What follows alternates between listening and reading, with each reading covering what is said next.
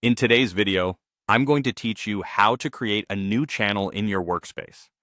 Channels are dedicated spaces that keep conversations, files, and old updates organized by project or team. If you've ever lost time digging through scattered messages, setting up a focused channel is a simple way to bring clarity and speed back to your workday. Start by looking to the left-hand sidebar of your workspace. Next to your workspace name, you'll see a small plus sign.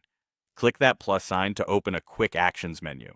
From that menu, select Channel. This brings up the Channel Setup window where you'll make a few decisions that shape how your team will use the space. Here, you can choose whether to begin with a blank channel or use a template. A blank channel gives you total flexibility to define the space as you go. A template can help you move faster with recommended structure and guidance tailored to common use cases, like onboarding or a launch plan. If you already know exactly what you want, blank is great. If you'd like a head start with best practices, choose a template. Once you've made your choice, click Next. Now it's time to name your channel. Clear, consistent names help everyone find information quickly. Many teams use simple naming conventions such as project followed by the initiative or team, followed by the group name, for example, project new, website, or team marketing. Keep it short, descriptive, and easy to scan. Avoid vague labels so people immediately understand the channel's purpose. Next, decide whether the channel should be public or private.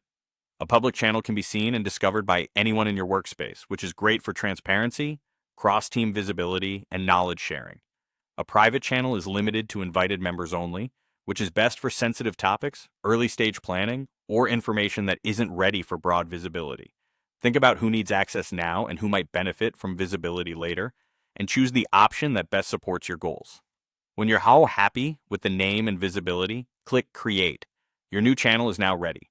You'll be prompted to add people to the channel, or you can skip this step for now. Adding the key collaborators immediately helps everyone get aligned faster.